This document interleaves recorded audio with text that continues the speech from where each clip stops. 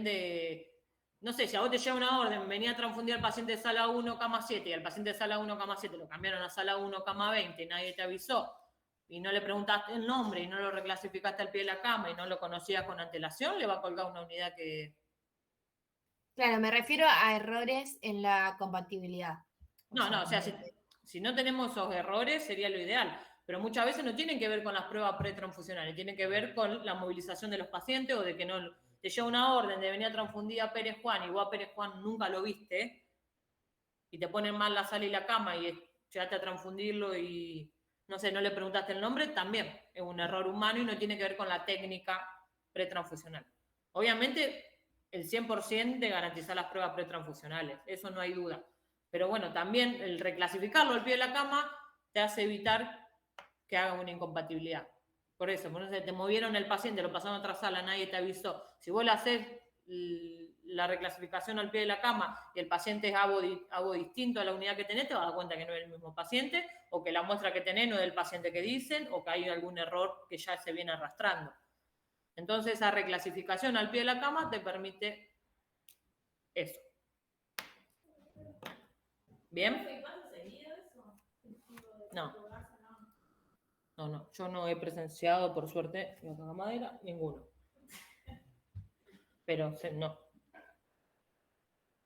Pero bueno, hay que fiarle la toma de muestra, es lo como tienen que trabajar. Después cada uno elige trabajar como quieren, no todos trabajan iguales. Yo a paciente que no conozco, ayer, no sé quién estaba, reclasificamos un paciente que no conocíamos, volvió a la cama. Paciente que pasó de sala a unidad coronaria tipo de una urgencia, la muestra era que era positivo, yo no le voy a colgar una unidad a un paciente que no conozco. Las chicas que fueron, le pincharon el dedo, lo reclasificaron, daba A, le colgamos la unidad. Y creo que no sé quién fue, creo que fue Luna y no recuerdo quién más.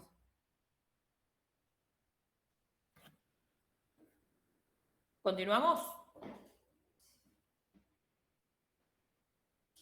Por eso en las emergencias, ante la duda, ¿qué se manda? Unidades de grupo 0, glóbulos rojos. Porque es la incompatibilidad mayor. Pasamos a la segunda reacción hemolítica aguda, inmunológica aguda, perdón, y es la reacción febril no hemolítica.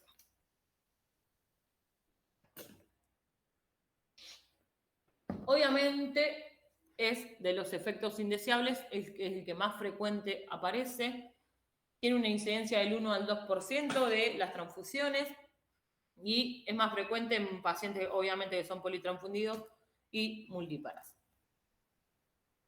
¿Y por qué se da? Previamente porque tenemos una aloinmunización previa del receptor por transfusiones o embarazos previos y son anticuerpos contra antígenos leucocitarios HLA.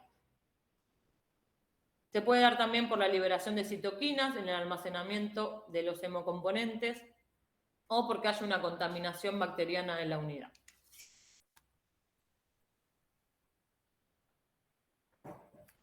Bien, el cuadro clínico del paciente es una reacción transfusional que es benigna, que no le va a generar una gran complicación. Puede llegar a aumentar de 1 a 2 grados la temperatura corporal durante o al finalizar la transfusión, de 1 a 2 horas posteriores también. Va a presentar cefaleo o dolor de cabeza, que es lo mismo, un malestar general. Puede llegar a tener como una sensación de ansiedad. Va a aumentar la frecuencia respiratoria y obviamente puede llegar a tener cambios en lo que es la tensión arterial. Si llega a presentar un vómito o algún tipo de colapso a nivel cardiovascular, ahí directamente ya se empieza a sospechar que hay una contaminación en la unidad, que no tiene que ver con las citoquinas o los anticuerpos antileucocitarios. Si le quieren hacer un laboratorio específico para saber de dónde proviene esta reacción hemolítica febril, no hemolítica febril, pueden encontrar anticuerpos antileucocitarios positivos en este paciente. Obviamente nosotros no, va a ser un laboratorio específico.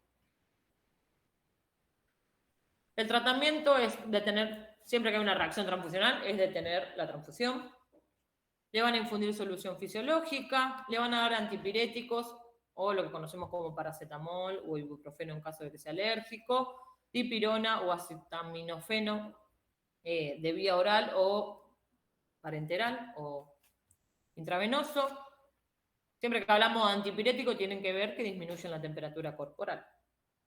Y una vez que disminuya, se puede continuar la transfusión sanguínea o ver si hay otras causas que pueden haber generado la fiebre. Hay pacientes que están febriles constantes. ¿Cómo vamos a prevenir? Si ya tenemos un paciente con un antecedente, una reacción febril no hemolítica, le vamos a pasar los hemocomponentes celulares leucorreducidos y o lavados, y la velocidad de la transfusión tiene que estar controlada. No lo podemos transfundir tampoco tan rápido la próxima vez.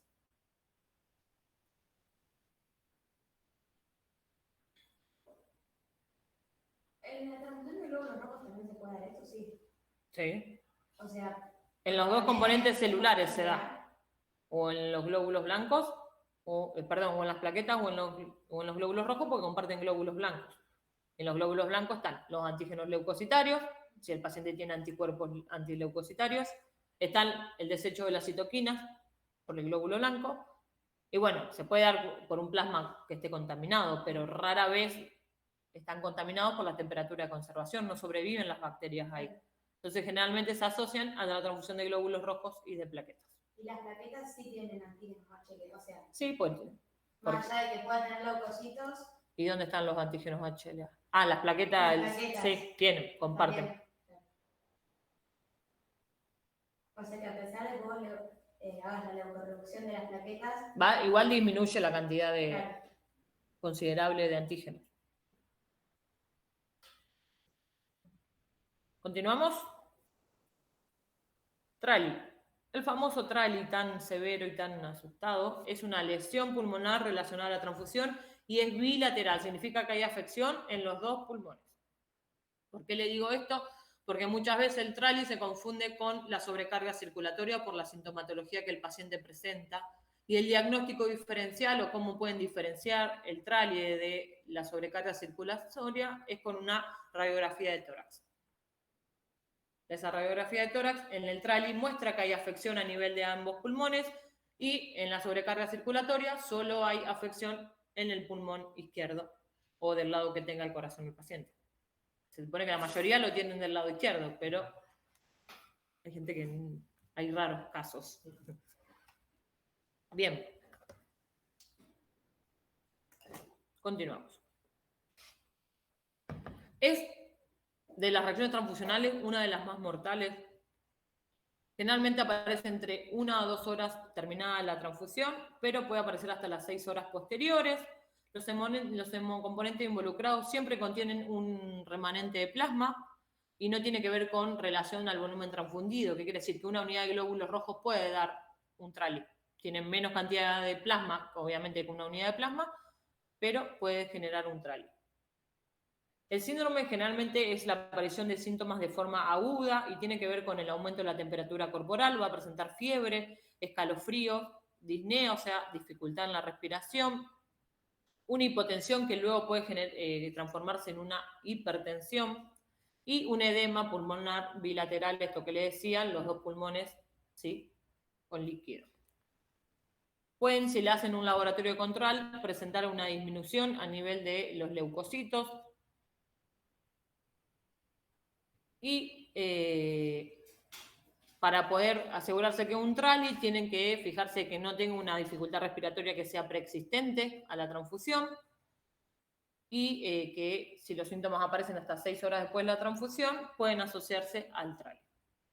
Es lo principal que tienen que... Si ya tenemos un paciente que está con respirador, que está con bigotera o con una máscara de BNI, y capaz que la dificultad respiratoria viene por otro lado. Entonces es importante saber este antecedente del paciente. No nosotros toda esta información la va a recabar el médico de hemoterapia, pero siempre saber que todo lo preexistente puede generar un mal diagnóstico de la reacción transfusional. Bien, como les dije, es la principal causa de muerte asociada a la transfusión sanguínea, pero a partir del 2008 la frecuencia de esta reacción transfusional empezó a disminuir porque se empezaron a implementar normas a nivel mundial para reducir la transfusión de hemocomponentes tanto plasmáticos y plaquetas de donantes femeninas multíparas o politransfundidas, y esto directamente se correlacionó a la disminución de los reportes de TRALI a nivel mundial. Entonces, por eso, cuando tenemos una donante femenina o un donante politransfundido, los plasmas no se utilizan, sino que se mandan a Córdoba para ser hemoderivados. Acá les puse un cuadrito para que puedan diferenciar el trali de las otras reacciones transfusionales que suelen presentarse bastante similares. Les va a ayudar mucho para resolver los casos clínicos que luego van a tener. Esto fue como una ayudita que les di. Después léanlo, es más de lo mismo, pero está bueno para estudiarlo.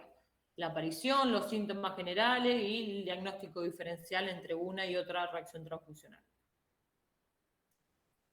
Bien, el trali se va a dar, y la causa inmunitaria del trali, por eso es una reacción inmunológica, es que hay anticuerpos en el donante para cual mi paciente tiene un antígeno. Y generalmente tiene que ver con antineutrófilos o anti-HLA de clase 1 y clase 2. Y esta activación y estos complejos celulares antígeno-anticuerpos se dan a nivel de la membrana del alvéolo capilar y eso genera el edema pulmonar en ambos pulmones. Por eso se generan los dos. Digamos, el edema es porque quedan todos concentrados ahí, no pueden salir al unirse el antígeno-anticuerpo, vir. Es al tejido que va a atacar esta unión de antígeno-anticuerpo. Sí. A nivel pulmonar. Bien, ¿cómo van a tratar de diagnosticar que el paciente tiene un trali? Primero, descartar todas otras posibles causas de una insuficiencia respiratoria. Van a ver si pueden identificar anticuerpos anti-HLA o específicos contra ciertos glóbulos blancos del donante. Dentro del tratamiento van a darle apoyo respiratorio y circulatorio a este paciente para mantener el nivel de oxigenación en todo el organismo. Y la única prevención que tenemos para el trali es no utilizar productos plasmáticos de donantes que sean multíparas. Nada más. ¿Dudas? Tenemos que mirar una radiografía para saber si tiene problema en los pulmones. Sí. ¿Y cómo la leemos? Y nosotros no vamos a tener la capacidad de leerla. Yo en los casos clínicos les puse una foto para que puedan visualizar y les voy a mostrar las diferencias. Ahora lo buscamos, pero a ver, espera, si quieren se los muestro ya. A lo mejor se ve como cuando tienen una neumonía bilateral, Sí, algo así. Se ve muy así, como infiltrados pulmonares.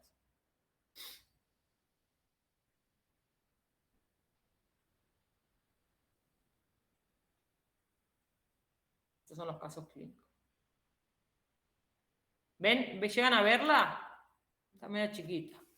¿La puedo agrandar? Sí, se ve. Parece como que le falta una parte. ¿Ven? Acá el edema está de un solo lado. Si tuviera bilateral, esto blanco aparecería en toda la radiografía de tórax.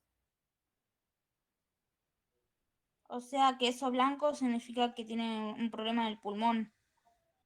Sí, o en algo que está de ese lado del pulmón izquierdo.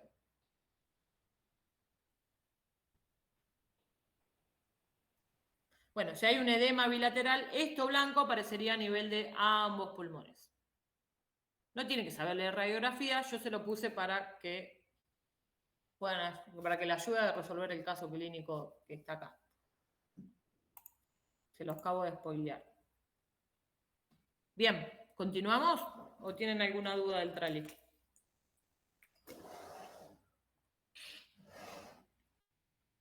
Bueno, ¿no? ¿Continuamos? Vamos a ir a las reacciones alérgicas agudas, que pueden ir desde un prurito, que es un sarpullidito muy leve a nivel dérmico, hasta una urticaria que sea regional o generalizada en todo el cuerpo, y una anafilaxia que ya involucra lo que es un edema de glotis o lo que se le cierran las vías respiratorias altas. Lo más común es que aparezca esta urticaria, las pápulas con prurito. ¿Viste cuando te ponen una vacuna que se te hace esa cuestión roja? Bueno, eso se conoce como una posible pápula. Y en casos más severos puede haber un angioedema, que es esto que justo le decía, que se le obstruyan las vías respiratorias altas. Lo más característico que tienen estas reacciones transfusionales es que el paciente no va a presentar fiebre por una reacción alérgica. Generalmente va a empezar a presentar esta picazón o este prurito leve a los minutos de comenzar la transfusión, y se puede dar porque estamos exponiendo al receptor de la transfusión a ciertas sustancias solubles que están en el plasma, que pueden ser proteínas del donante, para el cual el paciente está sensibilizado de forma previa. O porque el paciente tiene en circulación ciertos alergenos que a mi paciente le dan alergia, nada más ni nada menos. El tratamiento siempre va a ser inicialmente detener la transfusión de sangre, le van a infundir solución fisiológica para ir lavando la vía, le van a indicar antihistamínicos, que son antialérgicos, o difenhidramina, que es un corticoide, y en reacciones que son de moderadas a más severas, se suele utilizar un corticoide más la difenhidramina más la hidrocortisona, que es más fuerte.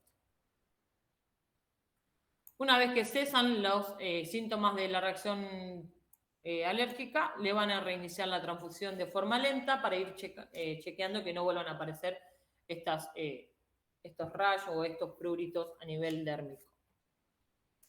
¿Cuál es la prevención? Es que previo a cualquier futura transfusión se debe premedicar o administrar antihistamínicos a estos pacientes. Si esta reacción alérgica evoluciona a una reacción que es anafiláctica, que es una reacción alérgica mucho más severa, y va a aparecer de forma brusca y con pocos mililitros de hemocomponente transfundido, también va a presentar ausencia de fiebre, y generalmente cuando hay una reacción anafiláctica, que es la reacción alérgica más severa, es porque hay una presencia de anticuerpos anti-IgA y el paciente tiene un déficit de esta inmunoglobulina y anticuerpos contra esta proteína del plasma y generan esta reacción alérgica muy severa. Puede presentar desde tos hasta un broncoespasmo, que es que se le cierra el pecho, dificultad para respirar, sibilancia, que es cuando parece que silba internamente el pulmón, ¿viste? Cuando tenés mucosidad, bueno, eso es otro de los síntomas que puede llegar a presentar. Inestabilidad a nivel vascular, puede presentar una hipotensión, un shock, una arritmia y terminar en un posible paro cardíaco. La anafilaxia, habrán visto películas que los pacientes que son alérgicos a sustancias muy común andan con la hidrocortisona o la difenhidramina en una jeringa tipo insulina. Bueno, es como así, es como son agudas y son severas las anafilaxias. Puede tener... Sería como que inflama el tejido y eso genera una falta de oxígeno. En realidad genera un edema de glotis, que se empiezan a obstruir las vías respiratorias altas. Claro. Entonces empieza a pasar cada vez menos aire, por eso se genera esa sibilancia a nivel interno y la falta de oxígeno empieza a afectar la cuestión cardíaca luego. Claro, porque el músculo cardíaco al no recibir oxígeno va a generar un paro. Exacto, así es. No inmediatamente, pero si esto nadie se da cuenta de que este paciente está con una anafilaxia, mientras más minutos pasen, más severa va a ser. Claro, Generalmente, gracias. a estos pacientes que tienen reacciones anafilácticas les suelen pedir un proteinograma, que es cuantificar todas las proteínas que tienen presentes en su plasma, y especialmente la inmunoglobulina A, que son las mediadoras de estas reacciones alérgicas severas. Obviamente el tratamiento va a ser suspender la transfusión sin duda alguna, van a infundir solución fisiológica y tratar de estabilizar el shock que tiene el paciente, van a controlar los signos vitales y la oxigenación del mismo, y le van a administrar hidrocortisona, que es el corticoide, para que disminuyan todas estas cuestiones alérgicas. ¿Cuál es la prevención de cara a futuras transfusiones en estos pacientes? Corticoides más antihistamínicos previo a cualquier transfusión, y los hemocomponentes que sean celulares tienen que estar lavados, sí o sí, sin ninguna porción de plasma.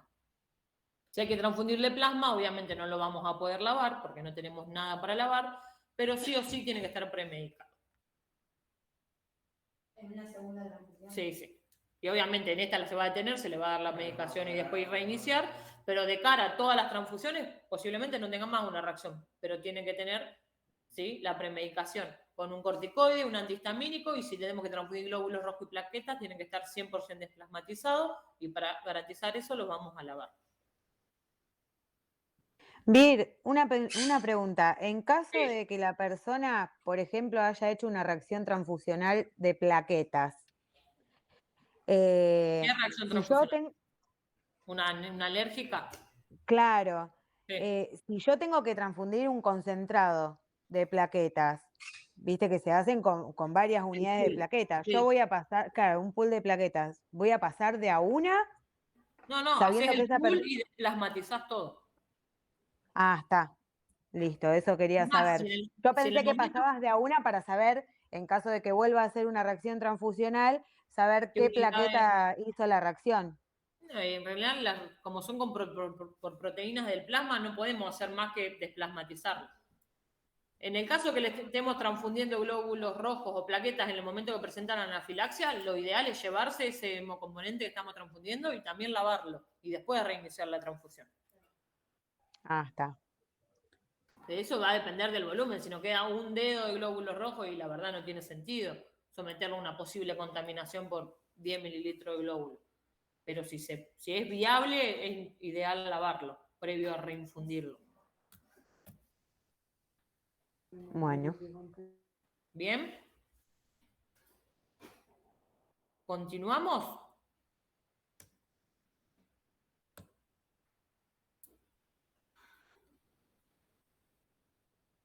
Después les voy a subir, yo tengo hecho, cuando estudiaba hice unos cuadros comparativos de todas las reacciones transfusionales, siempre fue un poco ñoña.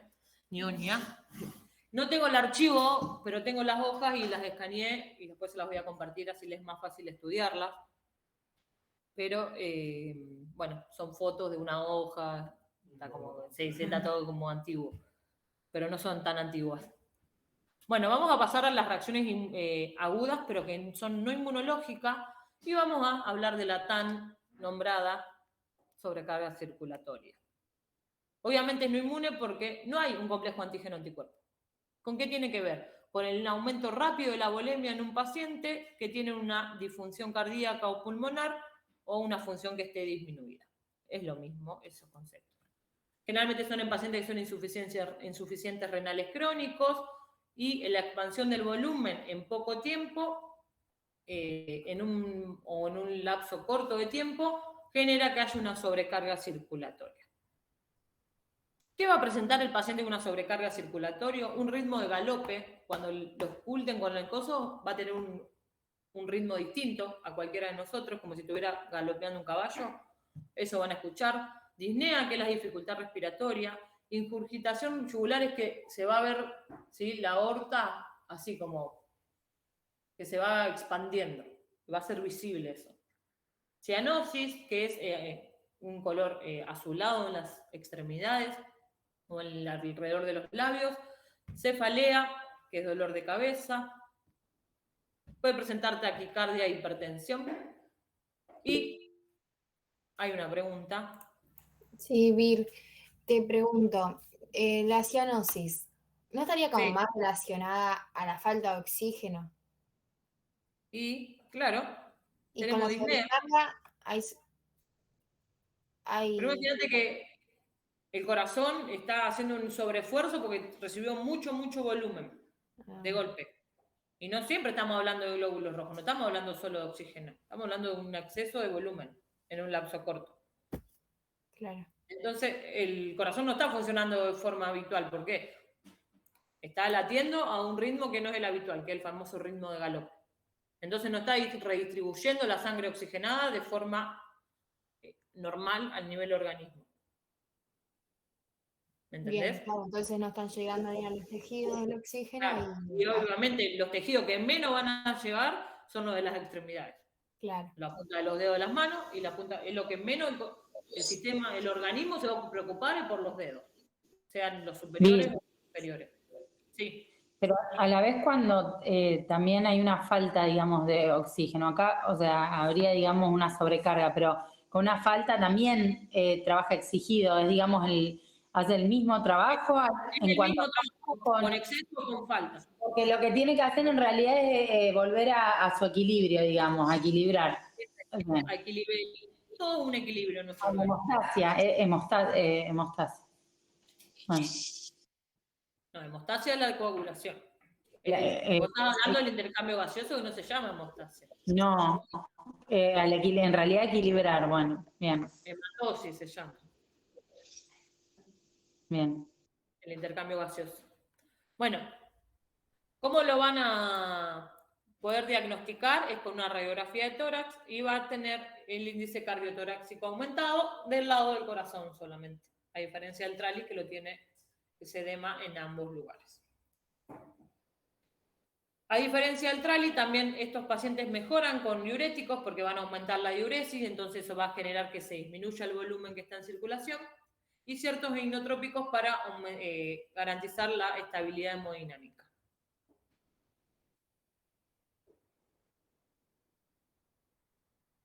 ¿Cuál es el tratamiento para estos pacientes de una sobrecarga circulatoria? Generalmente los van a sentar para ayudar a la oxigenación de los tejidos, le van a dar diuréticos para, obviamente, aumentar la cantidad de orina que produzca, y en algunos casos se le indica una sangría terapéutica, que es la extracción de una unidad de sangre con una finalidad terapéutica.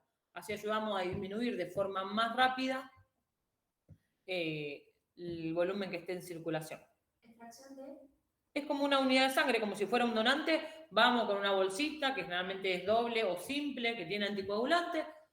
Se busca un acceso venoso, lo punzamos y extraemos el volumen que el médico cree que sea óptimo para disminuir la sobrecarga circulatoria, pero más o menos suele ser 450 mililitros, igual que una donación de sangre. Pero bueno, acá yo les puse que es variable porque va a depender de lo que el médico indique que sea óptimo de extracción para este paciente. Bien, o sea que la sangría es eso, o sea, se le extrae al paciente de forma terapéutica una unidad de sangre y ¿eso qué hace? ¿Se desecha? Eso se pesa, se constata el volumen que tiene, se anota en la carpeta del paciente, que en vez de ingresar, egresa 500 mililitros de sangre y se descarta al tacho. Ah, perfecto. ¿Bien? ¿Cuál es la prevención? Y siempre lo recalcamos, que estos pacientes sean susceptibles a sobrecarga circulatoria, infundir el menor volumen de hemocomponentes posible, o sea que sean bien ajustadas las indicaciones transfusionales. En caso de que tengan una susceptibilidad que sea muy severa, el fraccionamiento de las unidades, o sea, pasar en alicuotas, y en algunos casos pueden llegar a indicar diuréticos previo a cualquier transfusión o durante la transfusión.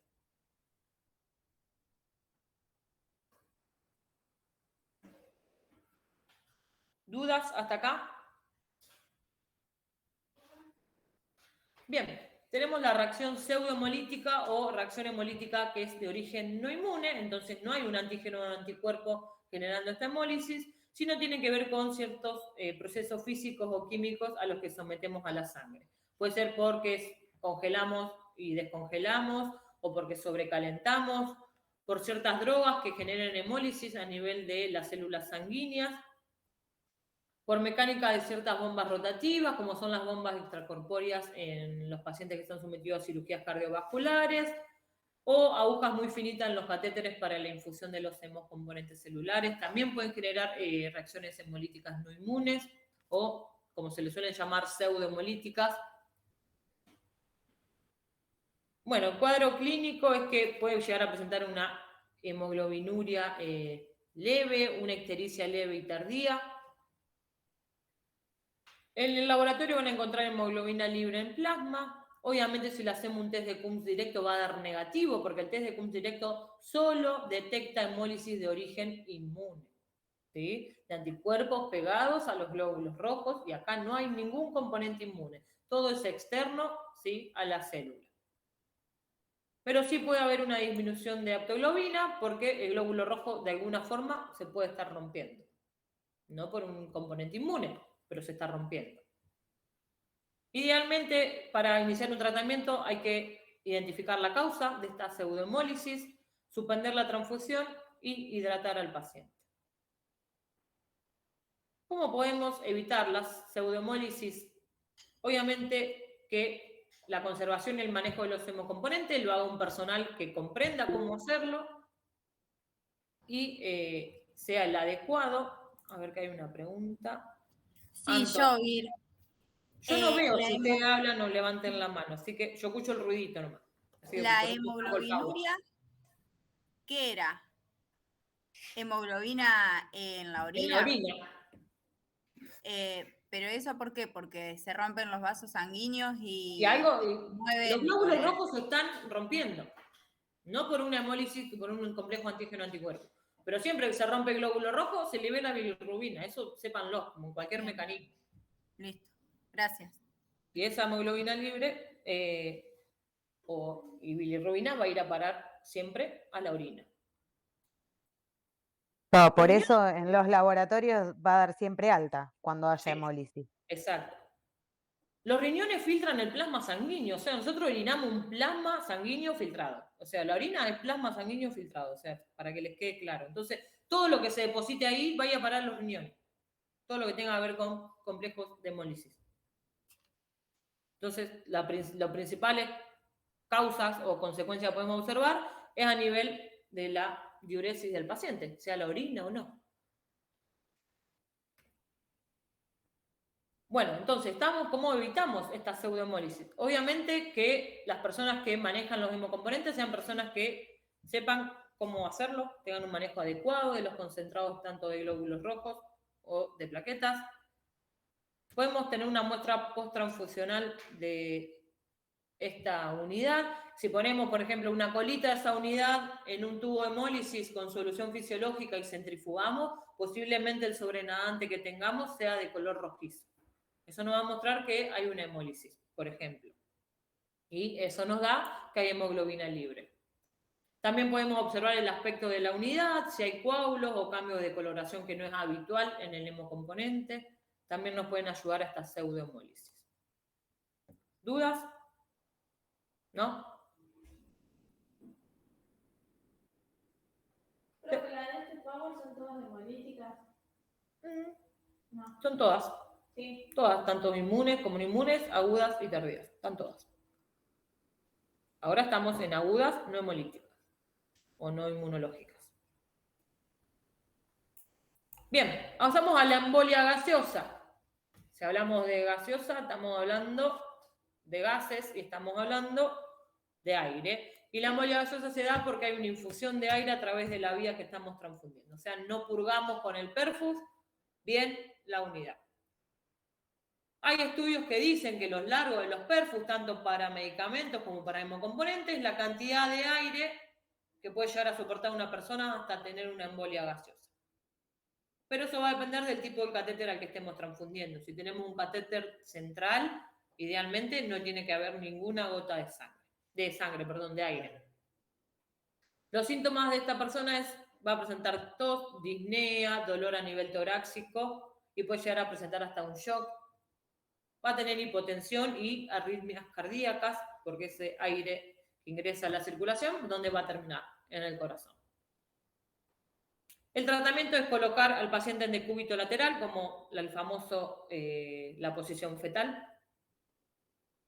Le van a elevar las piernas o los miembros inferiores que tenga por encima del tórax y la cabeza, y ello va a ayudar a que empiece a saturar de mejor manera. La única prevención que tenemos es nosotros purgar bien los hemocomponentes que vamos a transfundir con el filtro, con el perfus que tenga el prefiltro adecuado a la transfusión.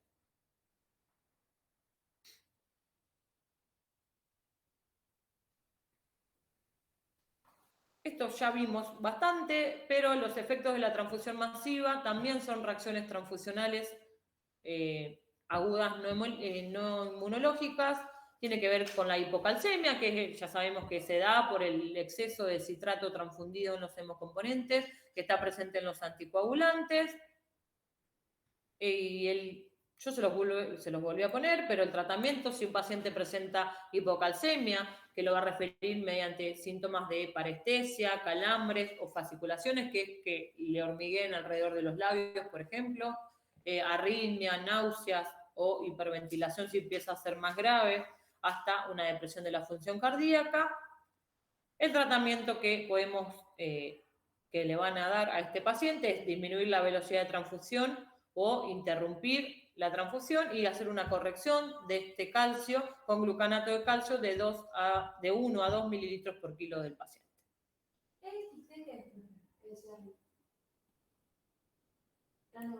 Exsanguíneo transfusión.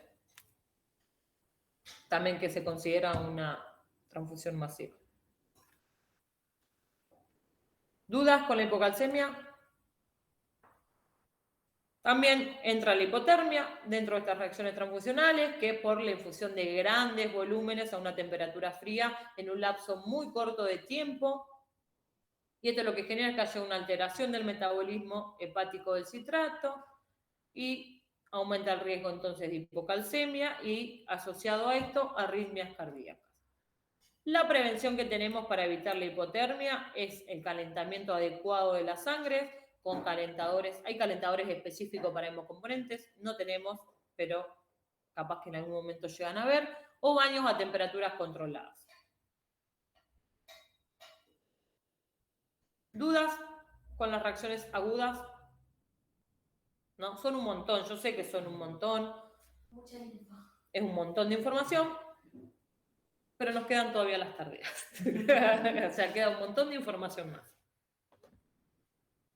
Y vamos a continuar. Chicos, ¿alguna duda del otro lado? No, profe. Vamos a continuar entonces. Vamos a pasar a las reacciones transfusionales tardías. Si pienso en algo tardío, pienso inmediatamente en la IgG y pienso inmediatamente en la hemólisis extravascular. Eso sí, tac, tac, tac. Como nombre, apellido y número de documento. Bien. Una de las reacciones transfusionales tardías es la aloinmunización o lo que conocemos como la sensibilización a los antígenos eritrocitarios, leucocitarios o plaquetarios. Y esto se da porque hay una respuesta inmunitaria humoral ante la exposición a antígenos que sean celulares o solubles que están presentes de forma múltiples en las transfusiones. Estamos hablando de todos los antígenos de los grupos sanguíneos, de los 36 que existen hasta la fecha, de los leucocitos, que son los HLA, y de los antígenos plaquetarios. Cuando tenemos una aloinmunización a antígenos eritrocitarios, podemos llegar a tener como reacción transfusional una reacción hemolítica tardía. ¿Qué va a pasar con estos glóbulos rojos? Se van a empezar a hemolizar o alisar de 2 a 10 días terminada o post-transfusión, o que pasó la transfusión, y lo que va a pasar es que si le están haciendo laboratorios de control a este paciente, va a haber una disminución inexplicable de la hemoglobina del paciente. Y puede llegar a presentar fiebre, una ictericia, que es ese color amarillento, también coluria, o sea, la orina media oscura. Si nos presentan todo este parámetro, nos van a pedir un test de Coombs directo y nos va a dar positivo por IgG. Y en caso de que estamos frente a este panorama, hay que hacer pruebas de compatibilidad que sean confiables, hacer un panel selector para encontrar el anticuerpo problema e intentar identificarlo. ¿Cuál es el tratamiento y la prevención? Obviamente, frente a esta situación y que se confirme que hay una reacción hemolítica transfusional tardía, van a tener que monitorear la función renal de este paciente porque hay complejos de antígenos anticuerpos depositándose y liberándose al torrente sanguíneo, al plasma, y van a depositarse en el riñón. Y también de la coagulación del paciente, que no esté afectando al sistema de coagulación. Si llegan a pedir transfusión, obviamente con pruebas de compatibilidad que sean confiables y sean glóbulos rojos que sean compatibles, y realizar estudios que sean inmunohematológicos seguros y confiables. Este paciente va a presentar entonces una hemólisis que va a ser de origen extravascular, y ya sabemos que cuando hablamos de extravascular estamos hablando de anticuerpos de clase IgG. Ya sabemos que estos anticuerpos no van a fijar complemento y la destrucción de los glóbulos rojos se van a estar dando en el sistema retículo endotelial, lo que ya hablamos inicialmente. Como se dan en este sistema retículo endotelial y fuera del espacio intravascular, por eso la destrucción es lenta y suele ser más leve que la intravascular.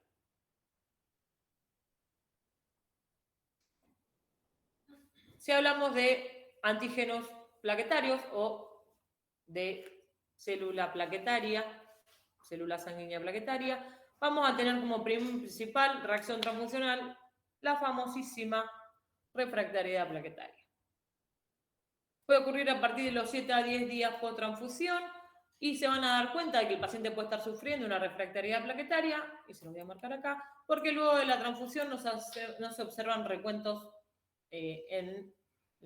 aumentos en los recuentos plaquetarios de nuestro paciente. También puede presentar petequias, que es tipo unas arañitas a nivel de la dermis, hemorragias y una consecuente plaquetopenia por esto. Existen causas que son de origen inmunes y no inmunes. Dentro, siempre que hablamos de inmunes, hablamos de antígeno y de anticuerpo, y las causas inmunes de la refractariedad plaquetaria tienen que ver con la inmunización contra antígenos de clase HLA, que generalmente son clase HLA-1, antígenos propios de las plaquetas, que son los plaquetarios, y la incompatibilidad ABO. Y hay causas que son de origen no inmune, como es la esplenomegalia, que es el agrandamiento del vaso sanguíneo. El vaso sanguíneo es un órgano que es un secuestrador de las plaquetas, al igual que el hígado, entonces esto genera que se estén consumiendo en ese órgano. Que el paciente esté febril constante, también es una condición clínica que aumenta el consumo de plaquetas. Que esté séptico, ya sabemos que la infección genera fiebre, así que por ahí viene en la mano. Por ciertos fármacos como quimioterapias que también destruyen células sanas. Que el paciente tenga una hemorragia o una coagulación intravascular diseminada son también causas no inmunes de que haya una refractariedad plaquetaria. Dentro de los antígenos plaquetarios presentes en la refractariedad plaquetaria, existen dos tipos de antígenos plaquetarios clínicamente significativos. Los de tipo 1, que son los que comparten con otras células sanguíneas, como son los antígenos ABO y de clase HLA-1. Y tipo 2, o conocidos específicos de las plaquetas, que, acá le puse que se localizan en las glicoproteínas intrínsecas de la membrana plaquetaria, y son los que conocemos como HPA-1. La especificidad más frecuente es el anti-HLA-1 de clase 1, y en menor proporción se da antígenos específicos plaquetarios. Los leucocitos ya sabemos que son los responsables de la inmunización HLA-1, entonces si los hemocomponentes no son desleucocitados, la refractariedad plaquetaria en pacientes politransfundidos puede afectar de un 30 a un 70%, es algo muy frecuente. Por eso a los pacientes que tienen una terapia transfusional larga se recomienda la leucorreducción de los hemocomponentes plaquetarios para evitar esto. ¿Cuál es el tratamiento para la refractariedad plaquetaria? Generalmente van a indicar transfusión de plaquetas que sean más frecuentes para ver si alguna de todas las plaquetas que le estamos pasando no se está rompiendo por la refractariedad. Ir alternando plaquetas de aféresis con plaquetas de banco, y tiene que ver justamente con esto. Cada unidad de plaquetas de aféresis que le estemos pasando obviamente va a tener la información de un solo donante, pero si ese donante es incompatible o acelera o tiene el antígeno para el cual mi paciente tiene un anticuerpo, posiblemente se destruya. Y si la alternamos con plaquetas de banco, estamos armando un pool. Por ejemplo, si tenemos pacientes de 60 kilos de 6 unidades, posiblemente de estos 6 donantes, alguno sea compatible y genere un pequeño aumento en el recuento plaquetario. Por eso es que en estos casos se recomienda ir alternando plaquetas de aféresis con plaquetas de banco. Si tenemos los medios y el aporte económico, buscar donantes de aféresis, plaquetas HLA compatible.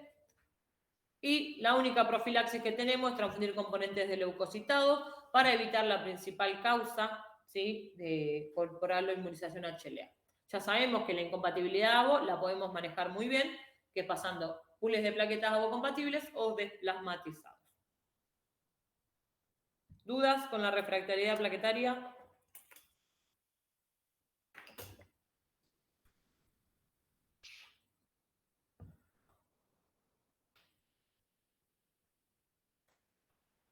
También existe la púrpura posttransfusional, que las podemos estudiar en conjunto a la refractariedad plaquetaria, pero se asocia la púrpura posttransfusional a la aloinmunización a los antígenos específicos de las plaquetas como el HPA-1. Entonces hay una unión antígeno-anticuerpo y una destrucción de la plaqueta. La sintomatología es muy similar, va a presentar la púrpura o las petequias, una hemorragia y un descenso brusco del recuento plaquetario, y afecta mayormente en una relación 5:1 a mujeres que a hombres. El tratamiento para pacientes que tienen una púrpura posttransfusional, le pueden pasar inmunoglobulina intravenosa, plasmaféresis si es que tiene muchos ruptura de plaquetas, y plaquetas negativas para el antígeno HPA-1, que es una odisea conseguir. ¿Dudas? ¿Dudas, chicos, del otro lado? como un monólogo hoy, digamos.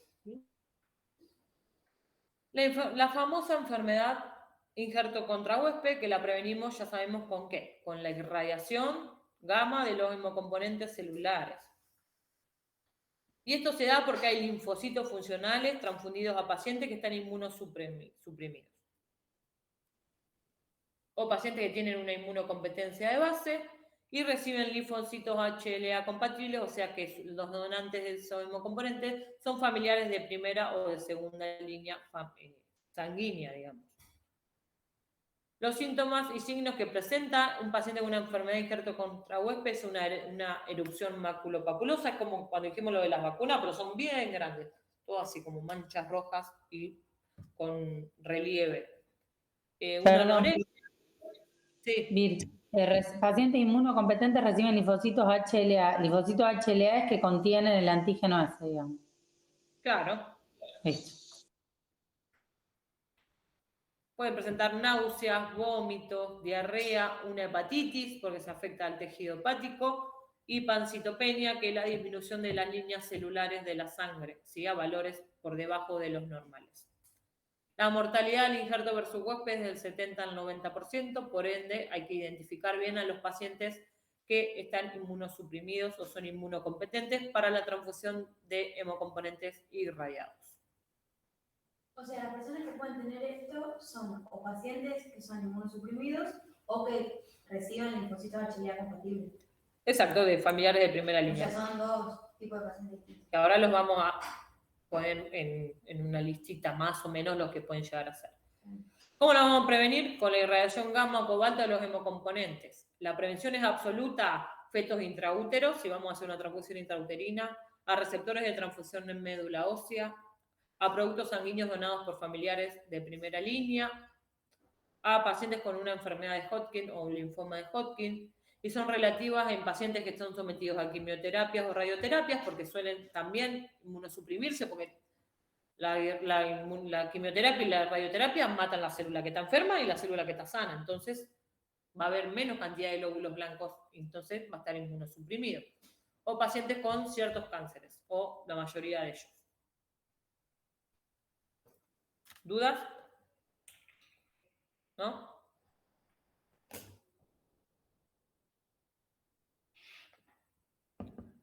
Y vamos a pasar a las reacciones transfusionales tardías no inmunológicas.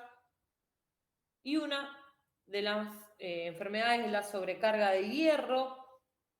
Y esto se da que hay una acumulación de ese hierro en las células del corazón e hígado y glándulas endocrinas por múltiples transfusiones, y se dan en pacientes que tienen ciertas anemias congénitas o anemias aplásicas y que se transfunden periódicamente. Entonces todo ese hierro que le estamos aportando en las células transfundidas se van a depositar generalmente a nivel hepático y a nivel del corazón. Y los síntomas que va a presentar tienen que ver con esto: insuficiencias tanto hepáticas y pancreáticas, que viene como consecuencia el páncreas, alguna cardiomiopatía y también arritmias cardíacas. Lo que se le suele dar es un quelante de hierro que se llama deferroxamina subcutánea. Se inyectan esto para evitar que se deposite hierro en los tejidos tanto del corazón como del hígado. Hay pacientes, no sé si han llegado a ver, hay 2 o 3 pacientes que tenemos en el banco de sangre que se van a hacer hemaféresis terapéutica o sangrías terapéuticas porque tienen, sí, una ferropenia, se llama, un exceso de hierro, entonces lo que se le hacen son estas sangrías. No a estos pacientes que se transfunden porque son anémicos crónicos, pero hay pacientes que tienen una condición genética que es una ferropenia, un exceso de hierro en sangre, y se tiene que hacer sí o sí estas sangrías terapéuticas para evitar que tengan afección tanto hepática como cardíaca. Entonces se le hace una extracción de sangre terapéutica y eso se descarta y ellos disminuyen el nivel de hierro en circulación. ¿Nunca vieron? Hay un chico que es peladito que va a hacérselas. ¿Nunca lo vieron?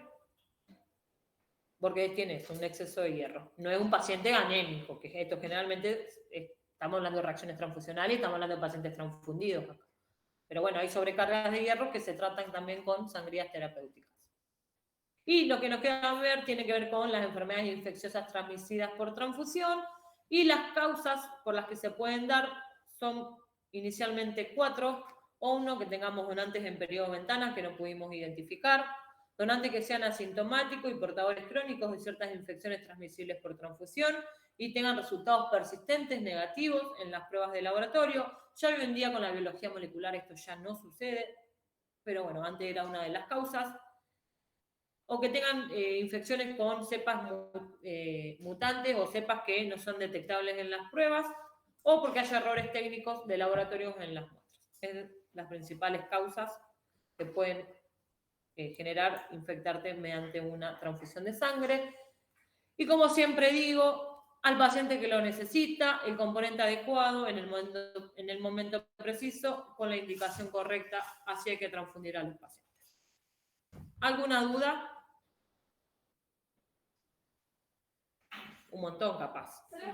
No, en realidad hay que digerir un montón. Bueno, sí, hay un montón de información. Mi idea era separarla en dos, pero bueno, no. Que lo enfrenten de uno, porque tarde o temprano hay que darla.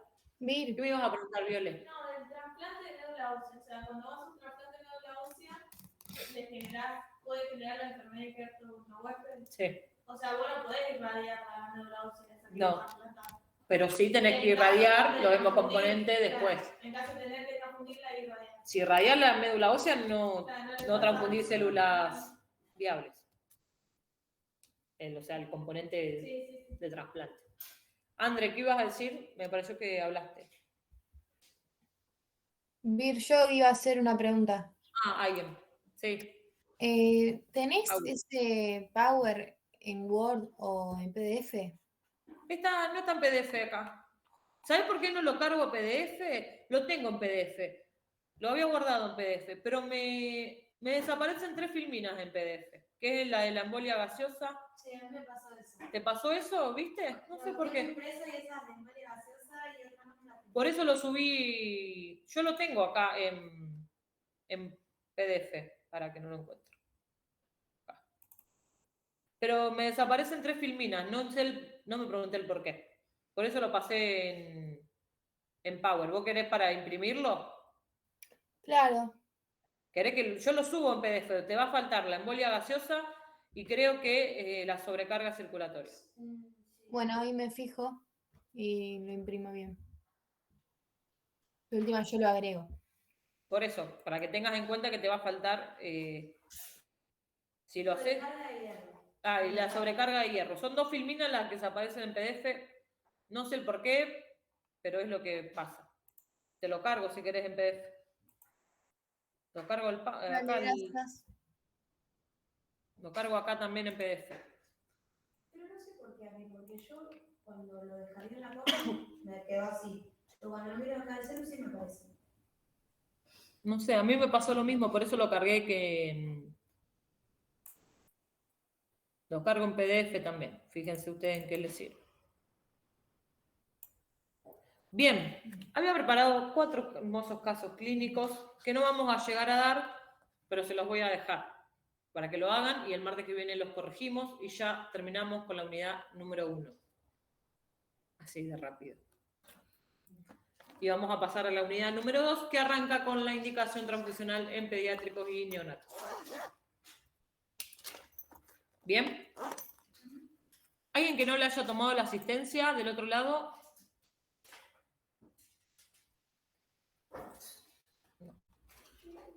Bueno. Voy a cargarle los casos clínicos. Ay, perdón. Martínez, Sonia. Sí, yo entré un poquito tarde, entré 6:15. No te quise cortar Bueno, la clase. no pasa nada. Ahí te pongo el presente. Bueno, les voy a cargar en el Classroom un Word con 4 casos clínicos. Ustedes se quedan a cursar ahora, ¿verdad? Yo traje unas copias. La idea es que lo hagan de cara a la semana que viene y el martes que viene los corrijamos. Hagamos un pantallazo general de la unidad 1 y el miércoles ya empecemos con la unidad número 2. ¿Bien? Vir, ¿los casos clínicos te los entregamos o no? Me lo pueden mandar si quieren, obvio, yo los voy leyendo, pero yo después hago el... ¿Es este? Después yo hago el... No, este es el general. Después hacemos la corrección en conjunto, como ustedes quieran. Pero si me lo mandan, mejor, así veo en qué hay que reforzar. No, es acá.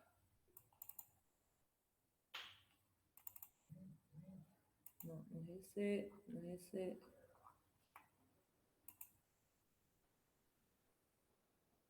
¿Será que es este? Sí. Y les voy a cargar lo de los cuadros que les dije. Están enumerados, van a ver acá. Son 5 hojitas. Para que les sea más fácil estudiar las reacciones transfusionales. Bueno, acá dice página 1, 2, 3, 4 y 5. Después, si las van a imprimir, fíjense el orden. Ahí van todas. Bueno, ves que se ven así, están buenas, porque te permite, bueno, estudiarlo más fácil. Bueno, nos vemos la semana que viene. Van a tener 4 casos clínicos. Esperen que voy a dejar de compartir así me ven mejor. Para poder entender un poquito reacciones transfusionales. Y bueno, eso, nos vemos la semana que viene.